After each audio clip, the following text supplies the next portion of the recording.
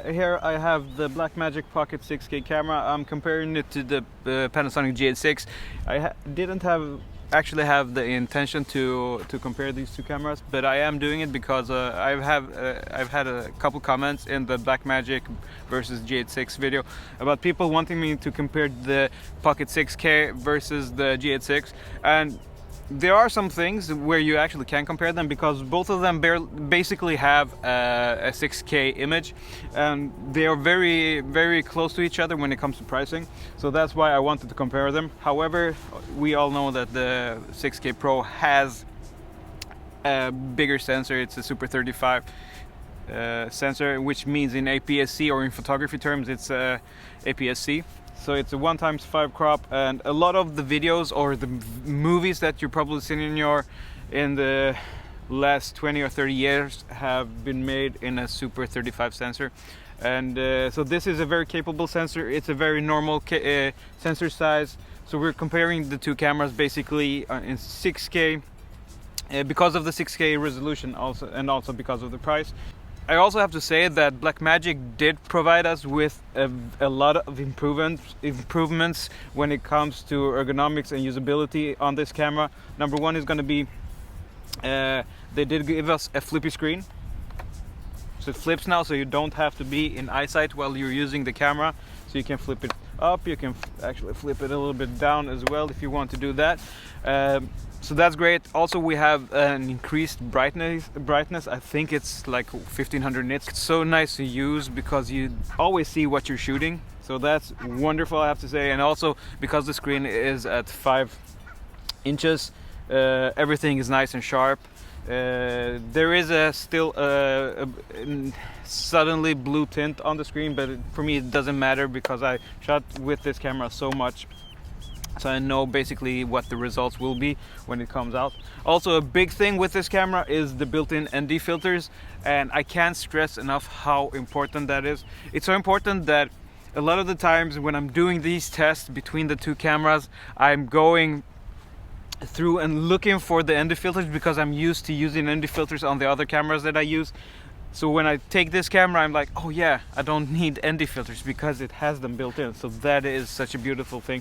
Also, we have improved battery situation here with this camera, and you can also get the battery pack for the Pocket 6K Pro, which is very nice. And you actually get 2 batteries in that, and you also can use the one built in, so you get 3 batteries, which is wonderful. However, this camera is so much bigger. In many terms, the comparison between the Pocket 6K Pro and the Gh6 is not really a fair comparison, but because of the price, because of the resolution, I am doing it, and because there are so many people asking me to compare these two cameras. So yeah, I already have shot a couple of shots yesterday. I'm continuing that today just to look at the dynamic range. I'm also looking to overexpose the image a little bit and see how much I can recover in DaVinci Resolve with that beautiful feature, the highlight recovery. We have talked a little bit about the image quality differences and the size in the sensor differences between the Pocket 6K Pro and the Gh6. I would say that you really have to think about which type of video shooter you are. Do you need the IBIS? Yes or no? Think about that. Do you need the weather sealing? Are you outdoors a lot? You really have to think about that because the Pocket 6K Pro isn't weather sealed and the Gh6 is, and I would say that it's very well weather sealed. So those things are two things that are so important. Even though Blackmagic did fix a lot of issues with the pocket cameras with the 6K Pro, there are those things to think about. So IBIS is very important. Also the weather sealing. For me, I don't have to choose, so I'm not. But if I only had one camera and I was shooting a lot outside, I would probably go with the Gh6. However, if image quality was the most important, 6K Pro.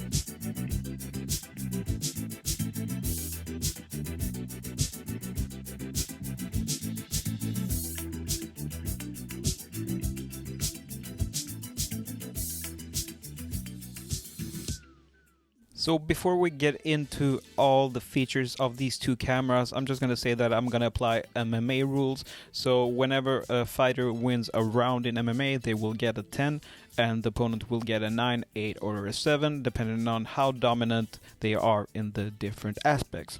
So I'm going to just give 8 and 9s depending on the features. So autofocus and IBIS is something that we only have on the Panasonic Gh6. Internal RAW goes to 6K Pro together with the interface. Battery life is actually great on both these cameras. When it comes to price, these are quite similar, I would say.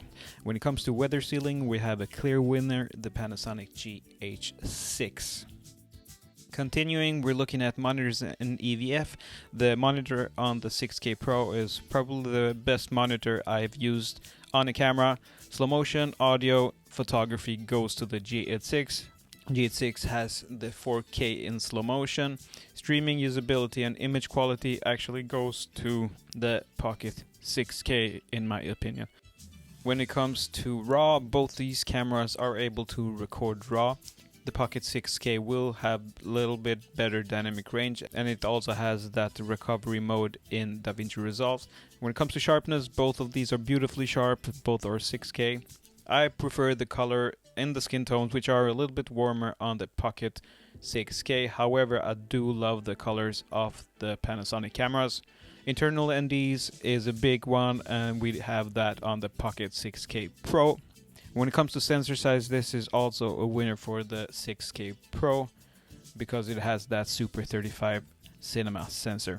When it comes to other features and video features, I will give this to both of the cameras because both of these cameras are real video cinema powerhouses. They give us monitoring experiences, and features like shutter angle, punching focus while recording, and features like that. Now in the grand total, the Pocket 6K Pro will win by 205 points against 198 points. So guys, I would love to know which was your knockout feature between these two. As I've said in MMA rules, there is always a knockout feature for some people. For some people it's the price, for some people it's the IBIS. So I would love to know which was the knockout feature for you in this competition. If you like this video, give it a thumbs up. And don't forget to subscribe to the channel. Until the next time, see you soon and bye bye.